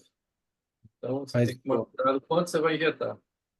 viu, Jorge, deixa eu defender a teoria do negócio. Não dá tempo de fibrosar. Ela tinha 4 dias de história. 4 dias você Então, tem Por que, tronco. que, por que que você acha que raramente, pelo menos eu nunca vi também, ressangramento? Sabe por quê? Porque eu acho que o risco maior é de você injetar no vítreo, não subretiniano. Você viu o aneurisma onde estava? O aneurisma está na retina interna. Então você tem concentração de TPA se você injetar no vítreo e você ter difusão pela retina. Ele vai ter concentração maior na retina interna. Se você injeta subretiniano e depois de 1 hora, você deixa 1 hora o paciente em decúbito ventral, né? É, como está na cirurgia, para ele liquefazer, eu acho que não tem tempo do TPA ter concentração na retina interna, de ele difundir. Eu acho que por isso que você não tem sangramento. Se a artéria tivesse uma anatomia diferente e tivesse no espaço subretiniano, eu acho que você teria uma hemorragia, o risco de hemorragia grande. Mas como a retina está aqui em cima e tem que ter a difusão em todas as camadas da retina para ter a concentração, eu acho por isso que o risco é pequeno. Então, com o subretiniano, sabe? Mas é teoria. Não tem nenhuma comprovação histopatológica para isso, de Aqui, você ter a gente está feito. aqui na, A gente tem que ter já a que sorte estamos o aqui azar do na paciente morrer para elucubração, fazer a histopatologia em vivo. É, como está aqui mas na assim, elucubração teórica, eu acho que a boa parte da cicatrização é dentro do macroaneurisma, que é o que a gente vê na angiofluorescinografia, quer dizer, quando mostra como se fosse uma lâmpada, né? É a fluorescina impregnando tecido de cicatrização que está dentro do macroaneurisma. Eu não sei o quanto que o TPA tem a penetração intravascular. É a mesma discussão se a gente já está no vítreo, se vai para a retina. Quer dizer, não sei qual que é a disponibilidade do TPA injetando no vítreo na retina para o que acontece dentro do macroaneurisma, e eu acho que a cicatrização é mais intraluminar do que fora. pode ser, ótimo. Outra hipótese para explicar porque o risco de sangramento é pequeno. Muito bom, Mauro. Então, Júlia, algum complemento aqui? Alguma evolução pós 30 dias? Não, né? Não, professor, essa evolução de 30 dias é de hoje. Ela veio hoje para o novo ACT. Bacana, bacana. Então, assim, parabéns, tecnicamente aí perfeito. Tem essa discussão da indicação também, que eu concordo de talvez não precisasse indicar mesmo, né? Porque a quantidade de sangue era pequena, o prognóstico talvez não fosse bom mesmo. Eu acho que ela ainda vai ganhar um pouquinho de visão. Ela tem 30 dias, acho que talvez nas próximas semanas ela ainda ganhe um pouco mais de visão, talvez ela termine com 20/100 de visão. Mas é isso, Júlia, super obrigado. Você está atrasada para o seu compromisso. Super obrigado pela apresentação, tá? Eu que agradeço os comentários também. Boa noite. Obrigada, gente. Obrigado, obrigado. Então a gente vai continuar com a imagem da semana que vai apresentar o Alexandre Ribeiro, que é R3. Alexandre? Boa noite a todos. Meu nome é Alexandre, eu sou residente de terceiro ano aqui do serviço e vou apresentar a imagem da semana. Meus agradecimentos vão especialmente ao Dr. Sérgio Pimentel e Dr. Daniel Omote. Essa é a imagem do olho direito do paciente. E daí o Em um maior Alexandre, detalhe. certo. O Alexandre quer saber qual o nome dessas lesões e qual a patologia envolvida. É linha de Schlegel? Boa, garoto. Linha de Schlegel, muito bem. Coronite multifocal. Isso, Cleide, boa, boa. É que a imagem é tão bonita, né? Eu falei, Alexandre, vamos falar direto do diagnóstico. Mas a imagem é muito bonita, né? Então, agora, o E também, interessante, não é só da Jorge, cadernite multifocal, né? Mas é o mais sim. clássico, mas tem outras condições que também cursam. Sim. Agora, Alexandre, fala a idade desse paciente. Aí, eu vou dar andamento aqui no próximo slide, onde consta a idade. É um paciente de sexo masculino de 12 anos de idade, que ele deu entrada no centro de avaliação com uma acuidade visual corrigida de 20/40 à direita e 20/200 à esquerda. Como antecedente ocular, ele era um alto míope e não tinha nenhum antecedente patológico sistêmico. Na biomicroscopia anterior de ambos os olhos, a única particularidade foi uma cruz de células em câmara anterior. Ele tinha essa angiofluorescenografia e aqui um OCTA Anface da cora capilar. Alexandre, deixa eu fazer uma pergunta para eles. Vocês já viram coroidite multifocal com tanta alteração assim num paciente de 12 anos? Cleide? Não, com tanta alteração e nem tão regular, né? A distribuição é muito Poupando a mácula, caprichosa, né? caprichosa, né? É, é. Interessante que parece poupar a mácula, né? É Tem até difícil ver no uma coisa feixe multifocal. papilomacular, mas realmente eu nunca vi. Então, em Mas a geral, a lesão gente, é compatível com uma coreidite multifocal, né? Porque tem uma ausência de cólica capilar aí no anfáce, né? quando o Não só Alexandre, de cólica capilar, até da parte profunda da coroide, né? o Alexandre mostrou, achei que fosse uma mulher jovem, míope, de uns 30 anos. Eu vi um É, garoto de 12 anos, alto míope, e, poxa, é atípico, né? Então, interessante. E aí tem uma outra pergunta que você quer fazer, né, Alexandre? Exato. Aí aqui a gente tem uma imagem do olho esquerdo, onde a gente vê as linhas de Schlegel e uma outra lesão apontada numa seta, que justamente o olho esquerdo é o olho onde ele tem uma baixa acuidade visual mais significativa. O doutor André comentou a esse respeito da acuidade visual do paciente. Eu gostaria de saber a hipótese para essa lesão. Por que ele tem baixa divisão nesse olho? deve ter tido uma membrana neovascular, né? Tem uma cicatriz pigmentada aí. Se a gente Rompeu o olhar no EPR ali, não? assim, Parece Né? uma área rasgadora de Ou ele tem EPR. uma hemorragia, a gente precisa fazer um OCT para ver melhor, né? Mas ele tem uma membrana vascular, ou uma membrana ativa com hemorragia, ou uma cicatriz a partir de uma membrana vascular que ele fez nesse olho que a gente vê em choroidite multifocal, né? Certo? Tem OCT para mostrar? Esse paciente não tem o OCT estrutural a gente não tem, só tem mesmo o OCTA anface, mas isso corrobora que tenha sido uma membrana ativa, porque o paciente foi tratado com anti-VEGF e depois de 3 meses ele teve uma melhora funcional importante, uma acuidade visual de 20/200 nesse olho. Ótimo. Aqui a gente tem a imagem da angiofluorescenografia do olho esquerdo e do OCTA anface também em córeo capilar.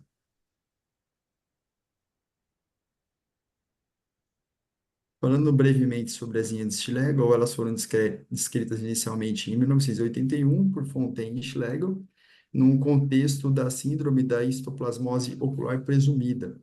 eles definiram como linhas concêntricas de múltiplas lesões retinianas circulares atróficas, que elas ocorrem principalmente no contexto da coroidite multifocal, como foi dito anteriormente, mas também em outras patologias como a coroidopatia punctata interna, além de descrições na coroidite serpiginosa, em pacientes puramente automíopes, e na síndrome de Vogt-Koenad-Harada, além de outras etiologias mais incomuns também.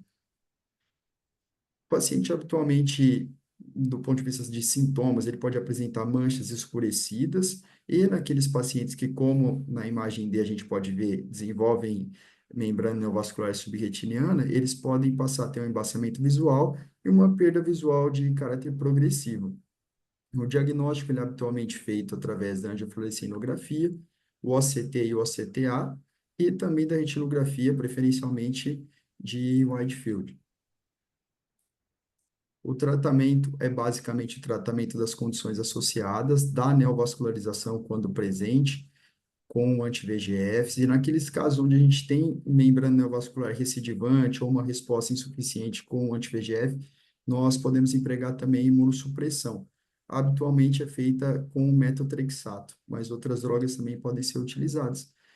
Sabendo que o tratamento depende da doença de base, o prognóstico da mesma forma. E basicamente é isso que eu gostaria de trazer. Obrigado. Excelente, Alexandre. Ótimo. Muito bom. Então a gente vai finalizar com um artigo. Quem vai apresentar o artigo é o Douglas Moraes, que é R1. O artigo o ano 2 do faricimab no Yosemite e no Rhine, o tratar e estender, né? Então você mantém o ganho visual desses pacientes ao longo de 2 anos. Isso foi publicado recentemente. Então o Douglas vai mostrar para a gente em detalhes. Douglas? Boa noite, pessoal. Tá dando para me escutar aí? Tá, Douglas, tranquilo. Beleza. Meu nome é Douglas, eu sou residente do primeiro ano. Como o Dr. Sérgio comentou, eu vou apresentar o artigo da semana na nossa reunião semanal aqui da Retina USP. Eu gostaria de agradecer ao Dr. Sérgio e a doutora Juliana pela ajuda na elaboração da apresentação.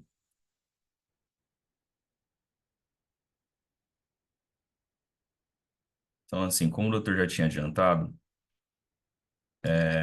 o estudo, ele traz o resultado desses dois ensaios, o Yosemite e o Rhine, que mostram o resultado do uso do faricimab após 2 anos para o tratamento do edema macular diabético. Então, assim, inicialmente ele contextualiza a motivação, o pretexto para a elaboração dessas novas drogas a partir do que nós observamos hoje na prática. Então, atualmente a gente tem o uso dos anti-VEGF como um tratamento importante para edema macular diabético, mas nós observamos uma diferença importante no resultado da eficácia dos ensaios clínicos para aquilo observado na prática, principalmente por conta da adesão dos pacientes, que vai envolver fatores tanto como a comodidade das aplicações como o próprio custo. Então, com isso, surge a necessidade de desenvolvimento de novas drogas, especialmente drogas que tenham um resultado com uma durabilidade alta, com um número menor possível de injeções. E aí tem-se o estudo e desenvolvimento dessas drogas que agem em múltiplas vias para melhorar os resultados que nós observamos. Dentre essas vias, tem a via da angiopoetina 2, que é bem importante no desenvolvimento do edema macular diabético. Então, o que a gente observa? Falando um pouco aqui sobre a fisiopatologia e a fisiologia de como ocorre. A angiopoetina 2, ela é um antagonista competitivo da angiopoetina 1, que se liga a um receptor tirosina quinase que vai causar uma estabilidade vascular. Então, ela impedindo essa ligação, ela vai, por fim, causar uma instabilidade vascular que vai desencadear toda a cascata que a gente conhece de neovascularização e aumento de permeabilidade capilar. Então, o faricimab, ele age, além de agir, né, como inibidor do fator de crescimento endotelial A, ele age também como inibidor da ANG2. Então, assim, isso teoriza, né, um efeito maior em relação às drogas que a gente tem atualmente que agem isoladamente no VEGF. Então, o objetivo desse estudo foi avaliar a eficácia, durabilidade e segurança em 2 anos do faricimab para edema macular diabético, com base nos resultados desses dois ensaios, como eu já tinha comentado, o Yosemite e o Rhine. Então, assim, Falando um pouco da metodologia do estudo, foi um ensaio randomizado de fase 3 duplo cego com um grupo de controles ativos. Então, tivemos 3 grupos. O grupo 1, o faricimab a cada 8 semanas, que foi feito após 6 aplicações mensais, né? E evoluiu depois para a fase de manutenção, depois da fase de ataque. O faricimab em regime de treat and extend, depois de doses mensais por 4 meses. E aí eles foram ajustados posteriormente de 4 a 16 semanas. E o terceiro grupo seria o aflibercept a cada 8 semanas, que foi feita a dose de ataque mensal por 5 meses. Dentre os critérios de inclusão, eles incluíram pacientes maiores de 18 anos com edema macular, que eles definiram como a espessura da subcamada central maior que 325 micras.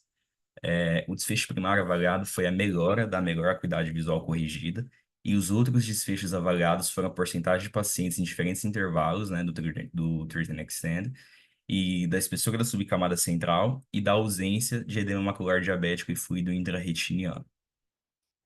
Então, assim, avaliando os grupos no Yosemite, a gente observou 940 pacientes randomizados, divididos em 3 grupos que foram parelhos, né, bem parecidos, e que se observou, que eles comentam até na discussão, é que teve um número aproximado entre todos os grupos de descontinuidade, né? Os motivos principais foram morte e perda de segmento. No Rhine foi um número bem parecido que a gente observa, 951 pacientes randomizados em 3 grupos que tiveram números bem semelhantes, né? Bem parelhos entre si. Falando um pouco da primeira avaliação, que seria uma das o desfecho mais importante, que seria a melhora da melhor acuidade visual corrigida, nós observamos aqui em ambos os estudos resultados bem semelhantes, ressaltando que esse estudo ele é um estudo de não inferioridade, né? Então, em teoria, para demonstrar o faricimab como uma droga pelo menos equivalente ao que tem no mercado, né? O aflibercept. Então, assim, o faricimab a cada 8 semanas no Yosemite teve uma melhora de 10,7 letras, no grupo do Treat and Extend de 10,7 e no aflibercept de 11,4. No Rhine de 10,9, 10,1 no modelo de Treat and Extend e de 9,4 no regime da aflibercept regular a cada 8 semanas. Então, assim, uma melhora bem parecida entre todos os grupos. E aqui um ponto importante de resultado que o artigo ressalta é que em ambos os grupos nós tivemos de 60% a 65% dos pacientes que conseguiram manter bons resultados anatômicos e funcionais com injeções a cada 16 semanas. Então, um espaçamento bem mais aumentado. E 80%, né, somando de 12 e 16 semanas, 80% dos pacientes conseguiram manter um intervalo de pelo menos 12 semanas, né? Um número bem considerável para a prática, que aumentaria a teoria de adesão. Falando um pouco dos resultados anatômicos, começando aqui pela avaliação da espessura da subcamada central, nós observamos também uma melhora bem semelhante entre todos os grupos, até uma discreta superioridade no grupo do faricimab. Então, assim, no Yosemite, o grupo de faricimab a cada 8 semanas teve uma diminuição em média, né, de 216 micras. O modelo de aplicação variável de 204,5 e do aflibercept a cada 8 semanas de 196. Os resultados foram bem semelhantes para o Rhine. Do faricimab a cada 8 semanas teve uma diminuição de 202 micras, no modelo de aplicação variável de 197 e do aflibercept a cada 8 semanas de 185. Na avaliação agora aqui da ausência de edema macular diabético, os 3 grupos também conseguiram resultados semelhantes, de novo, até uma discreta superioridade em relação ao grupo do faricimab, com intervalos fixos, né, a cada 8 semanas, de ausência de edema macular diabético na proporção ao final do segundo ano.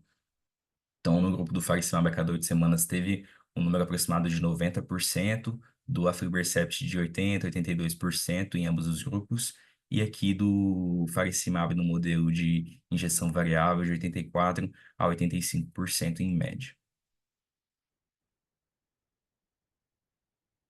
Em relação à avaliação agora de ausência de fluido intrarretiniano, novamente nós observamos resultados semelhantes e até um pouco superiores no grupo do faricimab a cada 8 semanas.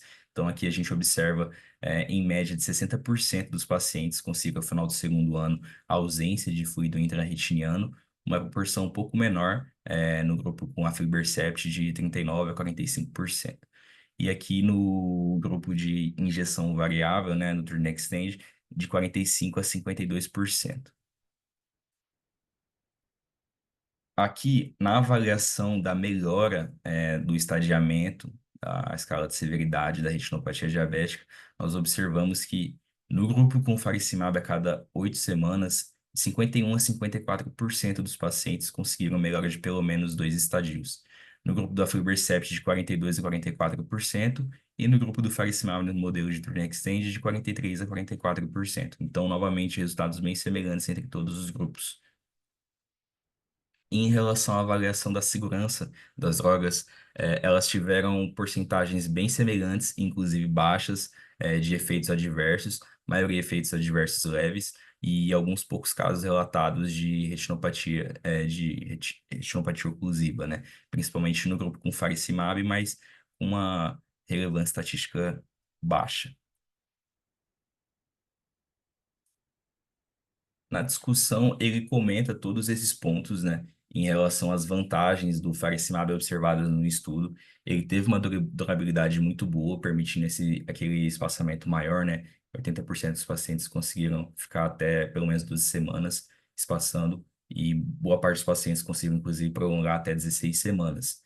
E, além disso, o faricimab conseguiu um melhor desempenho na avaliação anatômica, né? Tanto na porcentagem de ausência de edema macular diabético e fluido intrarretinano no segundo ano, como também na diminuição da espessura média da subcamada central. Ele ressalta durante o artigo algumas das limitações em relação ao desenho do estudo. O grupo do aflibercept foi desenhado a partir do tratamento padrão que se tem da droga, né? Então ele foi feito em intervalos fixos e não foi utilizado o modelo também de treat and extend, em injeções variáveis. Então não se pôde comparar precisamente a superioridade da droga em relação ao aflibercept justamente por conta disso, porque eles foram desenhados em modelos diferentes. E ele ressalta alguns outros estudos também que sustentam, né, a potência, a necessidade do uso de drogas com multi-alvo. Um deles é o Ruby, que fez uma comparação entre o aflibercept junto ao nirsevacumab, só com o aflibercept isolado. O nirsevacumab também é uma droga que inibe a angiopoietina 2 com um mecanismo parecido com o faricimab, e nesse estudo essa combinação acarretou uma diminuição da média, né, da espessura da subcamada central, assim como uma menor prevalência ao final do estudo de fluido intrarretiniano. E, por fim, ele ressalta também que essas drogas elas podem ser aplicadas com segurança por conta do encontro baixo, né, de efeitos colaterais observados. Elas foram bem toleradas ao longo do estudo.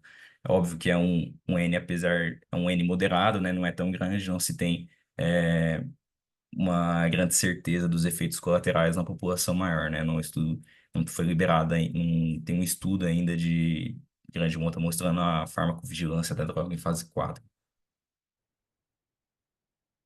E o artigo conclui, né, o faricimab como uma estratégia segura e eficaz para o controle do edema macular diabético, apontando todas essas questões de segurança, de tolerância e de uma melhor adesão pela possibilidade de espaçar cada vez mais as injeções. Então, ele ressalta a necessidade de desenvolvimento de novas drogas com abordagem multi-alvo e de novos estudos para fortalecer essas hipóteses. Obrigado. Ótimo, Douglas. E essa tirazinha aí é muito, muito bacana. Douglas, parabéns. É isso aí. Você resumiu super bem o artigo. Eu não sei se a Cleide, o André e o Jorge têm algum comentário para fazer sobre o artigo.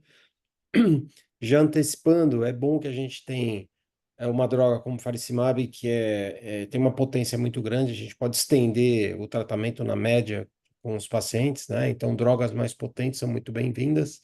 Tem também o Eylea de 8 miligramas, né? O aflibercept de 8 miligramas também é uma droga com potência maior. Então, que bom que a gente tem tratamentos mais eficazes e que a gente pode estendê-los mais do que com as drogas, com os anti-VEGFs anteriores, né? Que bom. Então, parabéns pela apresentação, Douglas. Ótimo. E, então, se ninguém quiser fazer nenhum comentário, vou agradecer aqui a todo Só um mundo. comentário rápido. Oi, É, Cleidio. Só um comentário rápido. assim, até Pode ligar seu vídeo, recentemente. tá? Se você quiser. Oi? Pode ligar seu vídeo, se você quiser. Não, hoje não. É, até recentemente, a gente tinha duas opções de tratamento, né? O PRN, o Treat and Extend, e o PRN, no fundo, tinha a vantagem de permitir o menor número de aplicações, né? Embora a acuidade visual e a espessura macular, vários estudos comparando um com o outro já tinham mostrado que eram equivalentes. E agora, com essas drogas de duração mais longa, a gente vê uma superioridade completa do Treat and Extend, porque ele é um tratamento proativo, permite que o paciente programe a sua vida e com intervalos muito mais longos, quer dizer, um número muito menor de aplicações. Então, como você disse, essas drogas de duração mais longa são muito bem-vindas e prometem. Aqui a única questão é o custo, mas até o custo acaba diminuindo, porque uma aplicação a cada 4 meses vai ter um custo total muito menor do que a cada 2, 3 meses, como a gente fazia com o PRN. E, então, como um todo, o tratamento dos pacientes diabéticos, não só os diabéticos, o DMRI também. Só tem uma questão que para mim ainda é um pouco difícil, que é quando parar, não é? Eu tenho, não com o faricimab, mas eu tinha pacientes com a Elia, que eu estava com 16 semanas, mais em DMRI, e é difícil a gente decidir quando parar, né? E alguns do DMRI, depois de 2 anos, eu acabei experimentando parar e pelo menos uns 3 ou 4 pacientes não recidivaram mais. Mas no diabetes, acho que a gente tem que pensar a mesma coisa, mantém cada 16 semanas por uns 2 anos e depois, em algum momento, tem que experimentar suspender para ver como é que o paciente fica. Frequentemente, eles ficam estáveis por bastante tempo, né? É. Então, tem um protocolo I que mostra que no segundo ano, o Jorge, só um segundinho, só deixa eu lembrar e pegar no gancho aqui o que a Cleide falou. No primeiro ano, se a gente fizer tratamento intensivo no primeiro ano, 8 a 9 injeções, no segundo ano a gente vai precisar de 3 a 4, no terceiro ano de 1 a 2 injeções, no quarto ano a gente já vai precisar praticamente tratar esses pacientes. Então, o tratamento intensivo no primeiro ano permite uma redução acentuada do tratamento no segundo ano. Então, É o talvez, próprio né? O próprio protocolo I, que era PRN, ele aumentava o intervalo de observação, né? Ele não injetava se não tivesse atividade, mas o intervalo de observação passou de mensal para 4 meses, a partir do final do segundo ano, a partir de 1 ano e meio, mais ou menos, era de 4 em 4 meses e realmente não injetava mais. Nesses casos, assim, esses estudos, eles dizem que a gente deve injetar para o resto da vida, mas a gente tem que ter um momento de suspender para Uma, avaliar como é que o paciente fica, né? uma forma, Cleide, eu acho que se você está tratando estendendo e chega em 12 semanas, eu acho que nem precisa chegar em 16. E chega pela segunda vez, pede o paciente voltar depois de 3 meses e continua sem edema, então são 2 vezes com extensão de 3 meses. Uma alternativa, você vê esse paciente PRN por 3 meses e sem injetar uma terceira vez. Aham. Então, e tem uma possibilidade grande desse paciente não precisar de mais injeção. Então, você para de fazer as injeções, tratar e estender, para de tratar, mas em vez de você parar de tratar e ver em 3 meses, você para de tratar e vê mensalmente sem tratamento.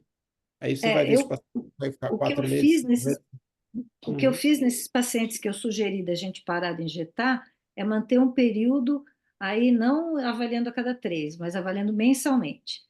Eu parei de injetar e continuei fazendo o ACT, ou avaliação total, mensalmente. E aí, se ele Como se a gente, manteve sem como se a líquido, gente retomasse o PRN, certo, é Cleide? isso, Retomasse o PRN exatamente. sem tratar para a gente ter segurança que não precisa tratar. É. Talvez em DMRI isso não seja tão possível quanto no edema macular diabético. É muito Já mais fiz provável. tanto em DMRI como em diabetes. E Tá? deu Mas certo, o mais em pecado. diabetes do que em DMRI, né? Diabetes é mais seguro, né? Porque É. se tiver uma recidiva não é tão dramática. Mas Mas tem mesmo menos em recidiva também, né? Quando vai bem, você estende 3 meses, tem menos recidiva do que DMRI. menos. E aí eu faço por um tempo a avaliação mensal. Se não recidivou, vou aumentando o intervalo da avaliação também, Sem tratar. sem Perfeito. tratar. Jorge, Então, concordo com vocês. A maioria dos pacientes que eu vejo no dia a dia, a gente vai diminuindo no segundo ano, e lá para o terceiro, quarto ano, a gente consegue estender e parar. Mas uma coisa que eu queria chamar a atenção é essa nova geração de drogas antigiogênicas e a potência. Quando você pega lá no protocolo I, em torno de 40% dos pacientes não respondem bem. E agora você tem mais de 80% respondendo bem. Então, isso foi um avanço muito grande dessas drogas. Não só a potência de você poder espaçar mais, e com certeza a gente vai curar mais pacientes, deixar de injetar esses pacientes mais precocemente, a gente não tem ainda esses dados, mas vai aparecer, mas com os dados que vocês mostraram aí de melhora e resposta à medicação muito superior ao protocolo I, que era com Lucentis. Então, isso já é uma superioridade muito grande. Perfeito, perfeito, ótimo. Então você vê, os dados são similares. No faricimab, você tem 80% dos pacientes que você pode estender além de 12 semanas, né? 3 meses para cima.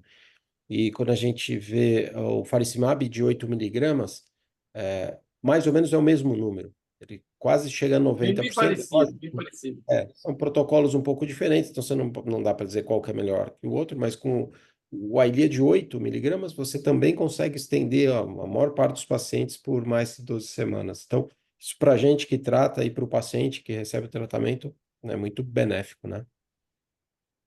Então, joia. O Douglas, de novo, parabéns, tá?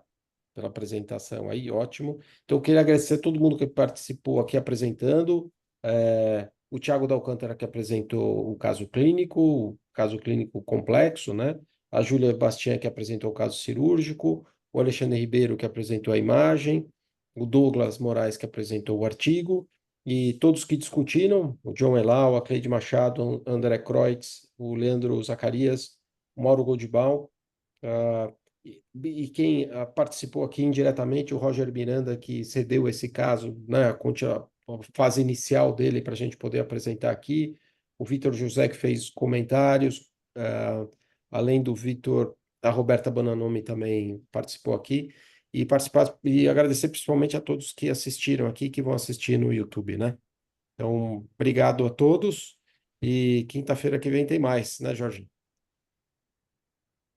É isso. Um abraço para vocês. Vídeo aberto Tchau, tchau. agora? Tchau. Oi? Com o vídeo aberto agora? Agora é com vídeo aberto. Os fellows residentes pediram, porque a gente precisa mostrar, Ótimo. os caras Tá são bom. sensacionais aí, né? Não é? Ok. Então tá bom. Tchau. Arrume-se, hein? Obrigado, professor. Tá Boa bom. noite, viu? Vou me Como arrumar. sempre, estilosa aí. Um abraço, André. Tudo de bom. Valeu. Tchau, tchau, Jorge. Um Tchau, abraço. tchau. Tudo de bom para vocês. Tchau.